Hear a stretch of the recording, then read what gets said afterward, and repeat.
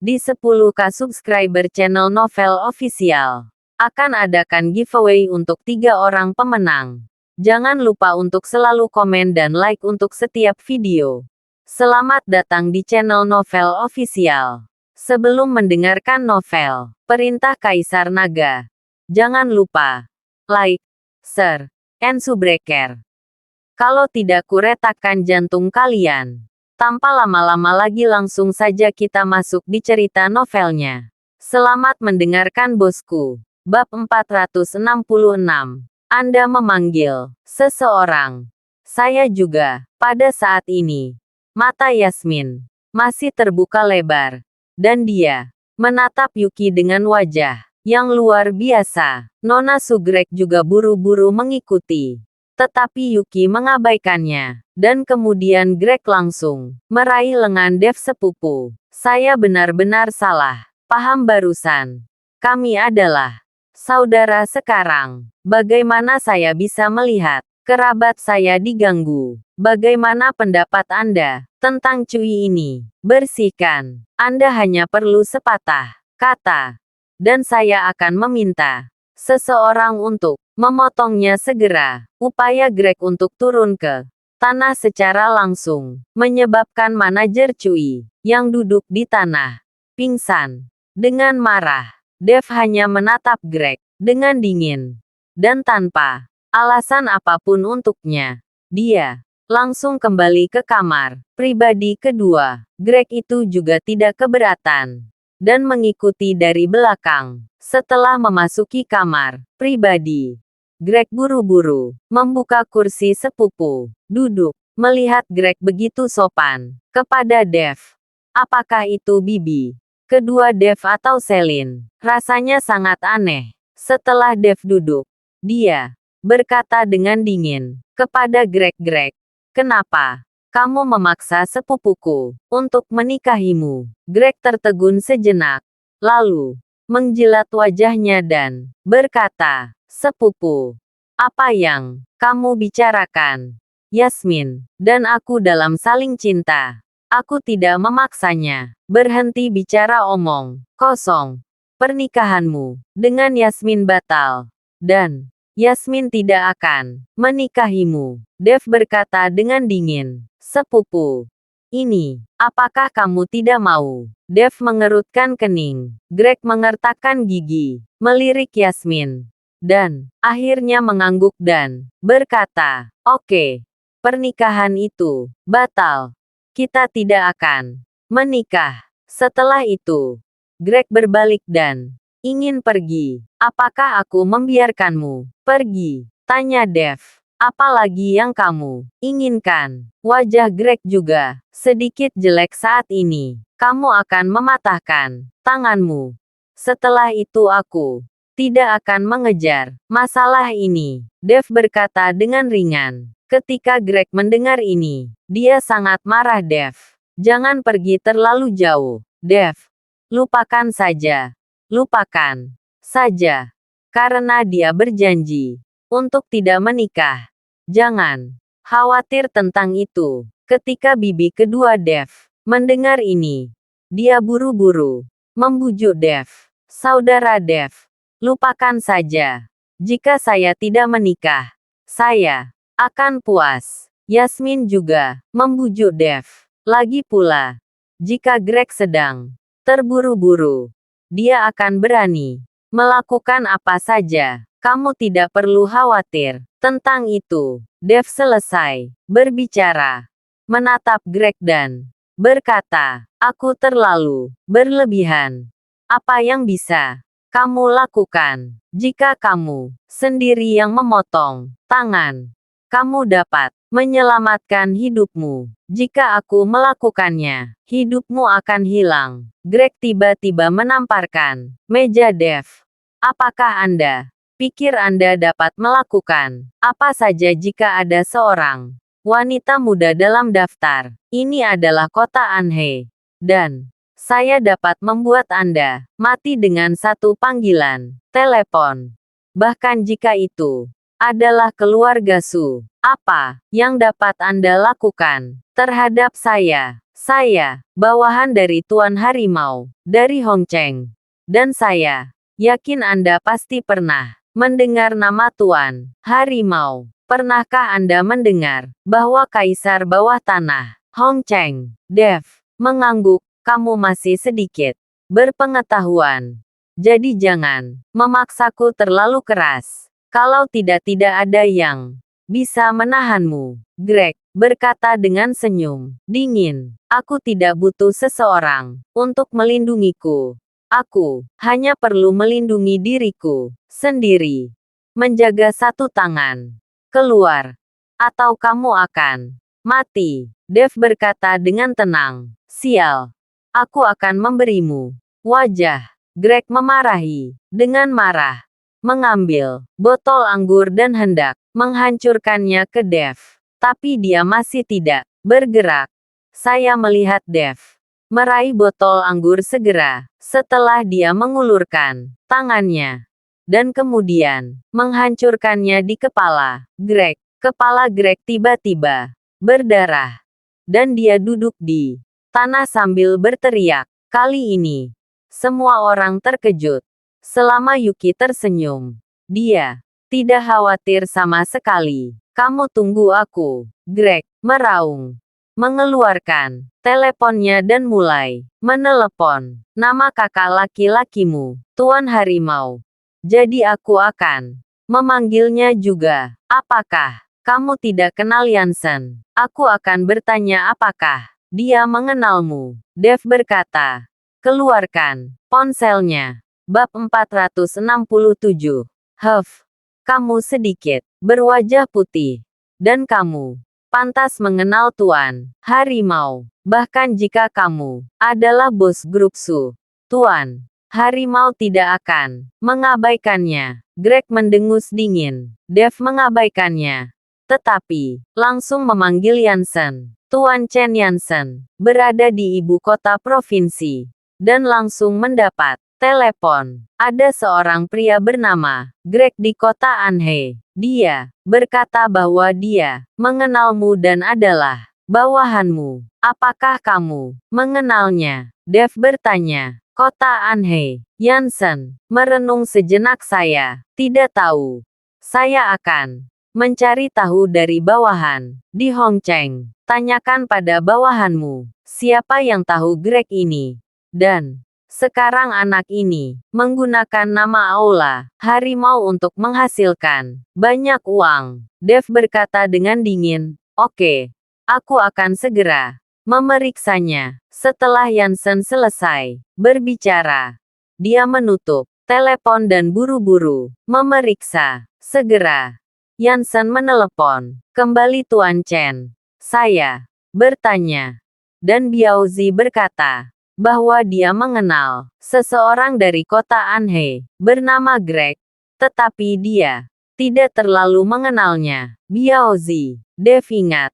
Biaozi ini adalah sepupu dari teman sekelasnya Yuan Hua yang mematahkan tangannya saat itu. Aku akan mengirimimu lokasinya dan membiarkan dia datang dan menanganinya sendiri. Setelah Dev selesai berbicara, dia mengirim Yansen lokasi. Dev, apakah kamu sudah selesai berpura-pura? Aku bilang, orang-orangku akan segera datang. Jadi tunggu saja untuk mati. Greg berkata dengan kejam. Dev tidak peduli padanya, tetapi berkata kepada keluarga bibi keduanya dan orang tuanya, ayo makan. Abaikan dia. Tapi sekarang dalam situasi ini, siapa yang bisa memakannya? Dev, ayo pergi. Bibi kedua, Dev berkata dengan wajah penuh ketakutan. Pergi. Tidak ada dari kalian yang bisa pergi. Greg berdiri di pintu dan meraung keras. Kita tidak harus pergi. Mari kita bicara setelah makan malam. Bibi kedua, jangan takut. Dev membujuk bibinya yang kedua, tapi tidak peduli bagaimana Dev membujuk. Tidak ada yang berminat untuk makan. Setelah lebih dari 20 menit, tiba-tiba ada langkah kaki Kacau yang bergegas ke atas. Dari bawah. Orang-orangku ada di sini. Kamu tunggu aku. Greg tampak bangga. Kali ini, wajah keluarga Bibi, Dev serta Celine dan Edward berubah warna. Segera. Lebih dari selusin. Orang bergegas masuk. Dengan tongkat. Semuanya bertato dan mengancam. Saudara Greg. Siapa yang mengacaukanmu? Salah satu dari mereka bertanya pada Greg. Perhatikan baik-baik tempat ini. Dan tidak ada yang diizinkan untuk melepaskannya. Aku akan mulai membunuh orang hari ini. Greg memiliki ekspresi muram.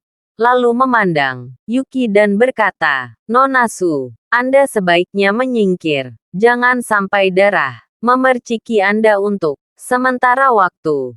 Jangan ikut campur dalam masalah ini. Saya percaya Anda keluarga Su juga tidak mau bertarung dengan Tuan Harimau. Apakah Tuan Harimau mau jadi musuh keluargamu? Aku tidak peduli. Yuki menggelengkan kepalanya. Yasmin memandang Yuki dengan kaget kakak ipar. Kamu tidak bisa mengabaikannya. Atau kakakku akan mati. Jangan khawatir. Saudaramu sangat beruntung. Yuki berkata sambil tersenyum. Kali ini, Yasmin sedikit tercengang. Jika Yuki tidak peduli dengan Dev, maka dukungan macam apa yang dimiliki Dev? Bibi Dev tidak tahu apa yang harus dilakukan saat ini. Jadi dia hanya bisa mengikuti. Greg, saya minta maaf kepada Anda untuk Dev. Jangan pergi. Greg mendorong Bibi Dev ke samping. Dev buru-buru membantu Bibi keduanya. Dan kemudian menatap Greg dengan dingin, dan berkata, kamu telah kehilangan harapan terakhir untuk hidup. Jadi lakukan sendiri. Jangan menggertakku. Aku takut. Greg tidak peduli sama sekali.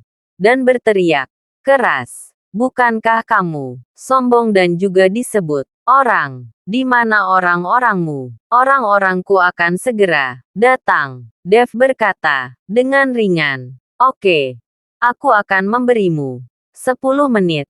Dan aku akan menunggu orang-orangmu datang. Aku ingin melihat siapa yang berani menentangku di kota Anhe. Greg memindahkan kursi dan duduk mendengus dingin. Bab 468. Menikahi belalang. Segera. 10 menit. Kemudian, Greg memandang Dev dengan mencibir. Saya pikir Anda hanya membual. Di mana orang-orang Anda? Tetapi begitu Greg selesai berbicara, dia merasakan tanah bergetar. Dan seluruh bangunan tampak mulai bergetar. Saudara Greg, ada banyak orang di luar. Pada saat ini, seorang adik laki-laki berkata kepada Greg. Greg terkejut dan buru-buru melihat melalui jendela dan menemukan bahwa ada kerumunan orang dan seluruh restoran telah dikepung. Greg terkejut, tetapi dia menjadi tenang dengan cepat dan berkata kepada adik laki-laki yang agak bingung, jangan khawatir. Tidak peduli berapa banyak orang yang datang. Saya dilindungi oleh Raja Harimau. Tidak ada yang berani menyentuh saya. Setelah Greg selesai berbicara, suara langkah kaki datang.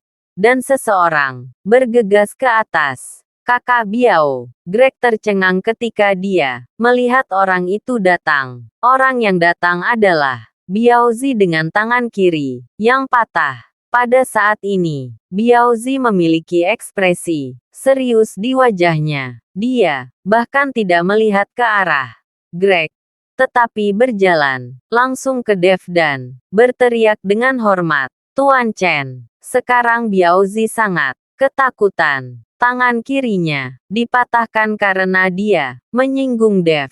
Sekarang Yansen telah membawanya ke sini lagi. Ketika Greg melihat bahwa Biaozi memperlakukan Dev dengan sangat hormat, dia tercengang. Biaozi Apakah kamu kenal orang ini? Dev menunjuk Greg dan bertanya. Tahu, tapi tidak terlalu familiar. Biaozi berkata jujur, aku tidak ingin melihatnya lagi. Seperti yang lain. Patahkan kakinya. Begitu suara Dev jatuh, Greg langsung berlutut. Begitu Greg berlutut, adik-adiknya semua berlutut. Dev, tidak. Kakak, ayah, kakek, kakek Dev. Kumohon, selamatkan hidupku. Greg mati-matian bersujud pada Dev. Greg, bukankah kamu mengatakan bahwa kamu milik Yansen? Sekarang, orang-orangnya ada di sini. Di mana kesombonganmu? Dev mencibir. Kakek Dev. Aku salah. Aku salah. Greg terus memohon belas kasihan. Dev mendengus dingin, berbalik. Dan Biaozi memancarkan cahaya dingin di matanya. Mengeluarkan belati dan menikam Greg. Jangan menakuti keluargaku, kata Dev. Ringan. Mengerti Tuan Chen. Biaozi mengangguk. Lalu berkata kepada bawahannya seret. Orang-orang ini ke pintu sebelah. Segera. Ada ledakan duka. Dari pintu sebelah. Keluarga bibi kedua Dev dibutakan pada saat ini. Dan mata Yasmin melebar. Menatap Dev dengan tak percaya. Dalam perjalanan kembali, bibi Dev memandang Dev. Dan sepertinya memiliki sesuatu untuk dikatakan. Tetapi pada akhirnya dia tidak mengatakan apa-apa. Dini hari berikutnya, Dev akan membawa Yasmin ke Hongcheng untuk pergi ke sekolah. Karena Dev benar-benar memiliki banyak hal untuk dilakukan sekarang. Jika tidak, dia akan tinggal bersama orang tuanya di kota asalnya untuk waktu yang lebih lama. Pada saat yang sama, desa juga mulai menyiarkan, mengatakan bahwa rumah setiap keluarga akan dievaluasi kembali. Dan kali ini mereka akan dihancurkan, sesuai dengan standar nasional. Dan tidak akan ada pembongkaran paksa atau penurunan harga dengan jahat. Kali setiap rumah tangga di desa Chenjia bersemangat. Dev membawa Yasmin ke Hongcheng. Dan melalui hubungan William Ling, ia menemukan sekolah menengah untuk Yasmin untuk belajar. Dev dan Yuki menemani Juansu di Hongcheng selama 1 hari. Dan kemudian langsung pergi ke ibu kota provinsi keesokan harinya. Paviliun Raja Obat dan Lembah Suanyu belum ditangani. Dan Dev belum menyelidiki masalah Hengshan. Jadi dia tidak berani tinggal di Hongcheng untuk waktu yang lama. Maaf, aku membuatmu berlarian denganku. Tapi, tidak mungkin aku bisa menemani ayahmu di rumah dalam perjalanan.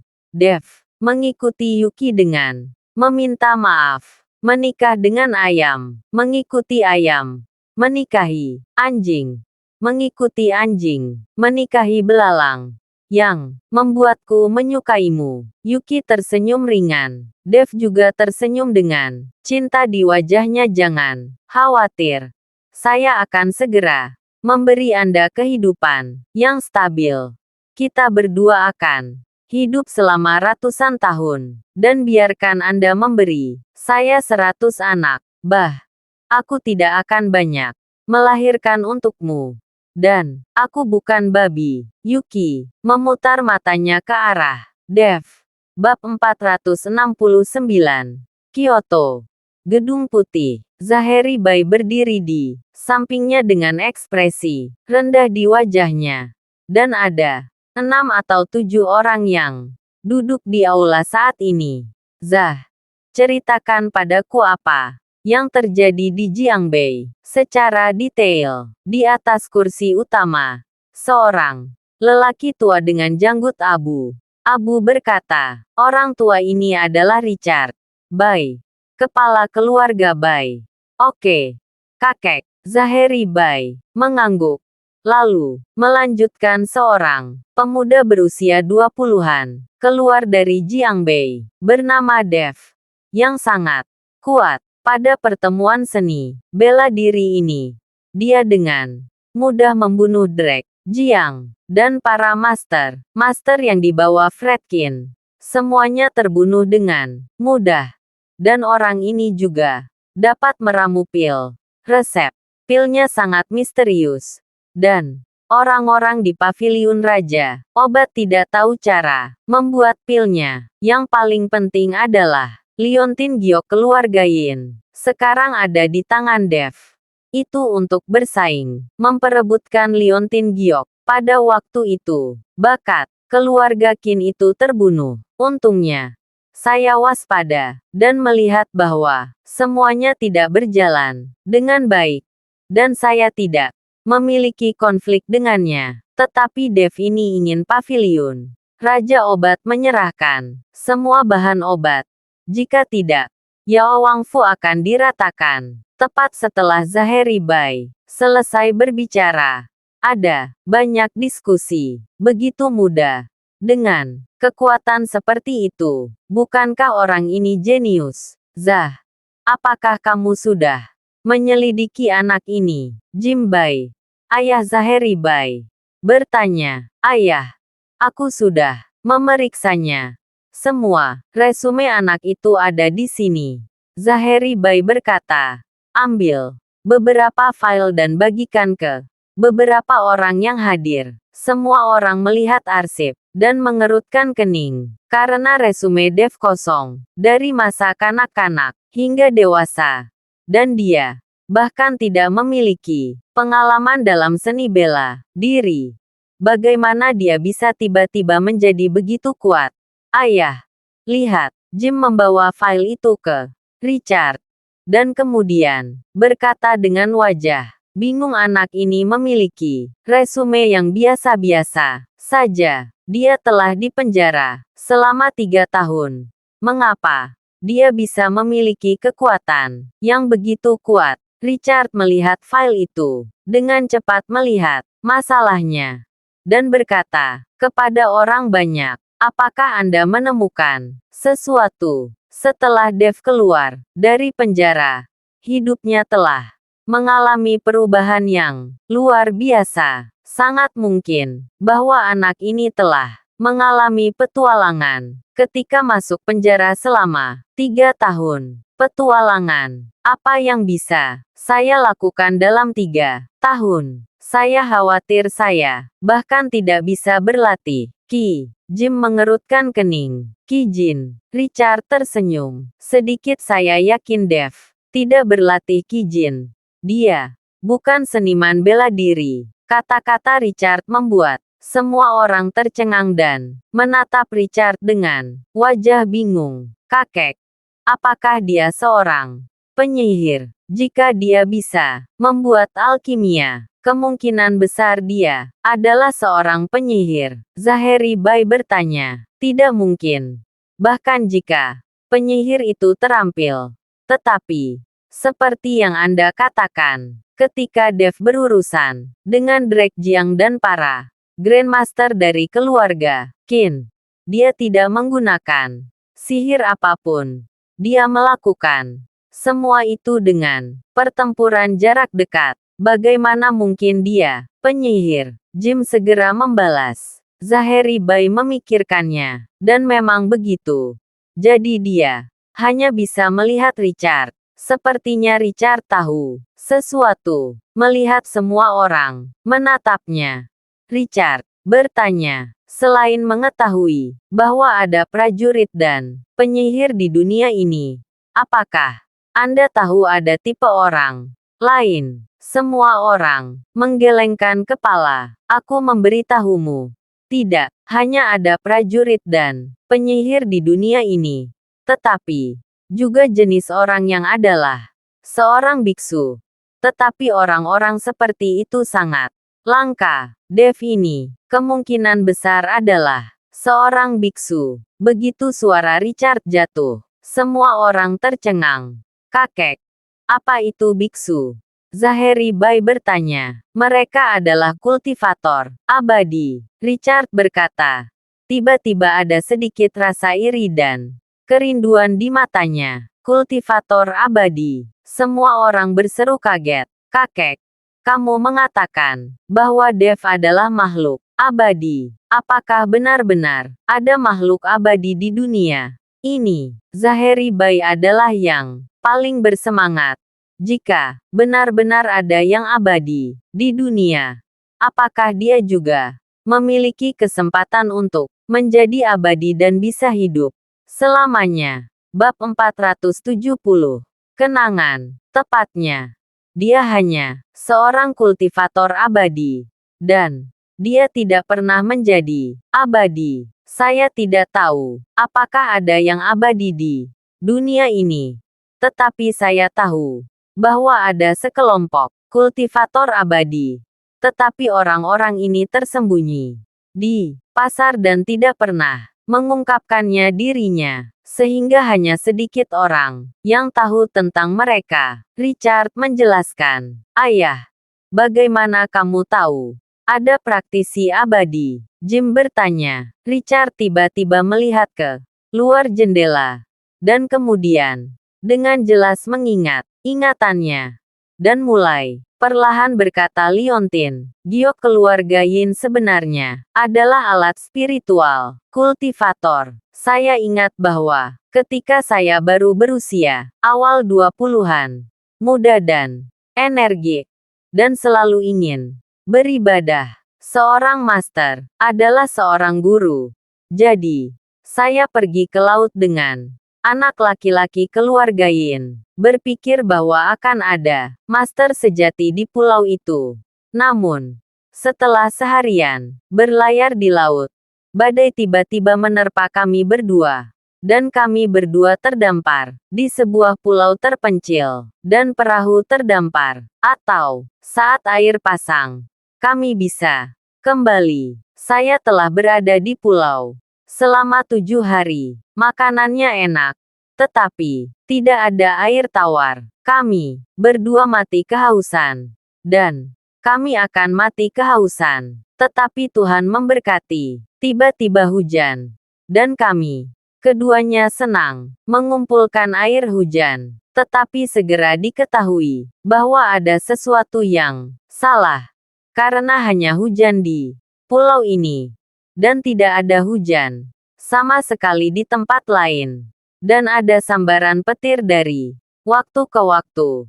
Dan ada semburan suara-suara aneh. Kami berdua mencari suara. Dan akhirnya, di balik batu, kami melihat 2 orang berkelahi. Adegan saat itu terlalu mengejutkan. Saya melihat 1 orang memegang senjata mirip kapak besar. Dengan lambaian tangan itu, sambaran petir akan turun, dan batu-batu akan terbang, seperti dewa yang turun dari bumi. Dan orang di sisi yang berlawanan memang memegang seruling. Dan itu bisa mengenai petir sekali, dan membuat ledakan gemuruh. Saya belum pernah melihat pertarungan seperti itu sebelumnya. Ini sama sekali bukan pertarungan fana. Itu terlalu berlebihan. Menakutkan. Kami berdua bersembunyi di belakang batu. Dan kami berdua tidak berani bergerak. Baru setelah tidak ada gerakan kami berani melihat ke atas dan menemukan bahwa mereka berdua sudah lama menghilang. Adegan itu berantakan. Dan di antara puing-puing anak laki-laki keluarga Yin mengambil liontin batu giok. Yang pasti dijatuhkan oleh salah satu dari 2 orang itu. Kita berdua tahu bahwa liontin giok itu pasti harta karun. Nanti, saat air pasang naik, kita berlayar kembali. Saat itu, saya juga ingin mendapatkan liontin giok. Jadi saya menyelinap ke anak laki-laki dari keluarga Yin. Tapi aku tidak menduga liontin batu giok itu berkedip lampu merah. Dan langsung membuatku jatuh. Ketika anak laki-laki keluarga Yin melihat ini, dia langsung menganggap liontin batu giok itu sebagai pusaka keluarga. Mendengarkan ingatan Richard, Semua orang berpikir keras, dan mereka tidak pernah mendengar Richard membicarakan kejadian ini. Kakek, lalu mengapa kamu begitu yakin bahwa mereka berdua adalah pembudidaya abadi? Zaheri Bai bertanya dengan bingung. Setelah saya kembali, saya mengobrak-abrik buku-buku kuno dan menemukannya. Masih ada pembudidaya abadi di dunia ini. Bagaimana situasi pertempuran antara kedua orang itu pada waktu itu jika itu bukan pembudidaya abadi? Richard menjelaskan. Zaheri Bai berhenti berbicara, lalu berpikir sejenak dan berkata, saya tidak tahu apakah Dev adalah seorang kultivator, tetapi liontin batu giok itu jelas merupakan harta karun. Saat itu, Fredkin dan saya mengambil dari gadis yang memakai liontin batu giok itu, dan hasilnya adalah kilatan cahaya merah. Kami terbang keluar. Mata Richard berbinar, kemudian Dev tampaknya menjadi seorang kultivator. Tanpa ragu, liontin giok itu belum diaktifkan dalam keluarga Yin selama beberapa dekade. Tetapi, ketika datang ke Dev, dia segera mengaktifkannya sekali. Lalu Dev pasti tahu rahasia liontin giok. Apakah itu tidak diaktifkan selama beberapa dekade? Zaheri Bai bertanya dengan heran. Terima kasih sudah mendengarkan cerita novel Perintah Kaisar Naga. Sampai jumpa di cerita selanjutnya.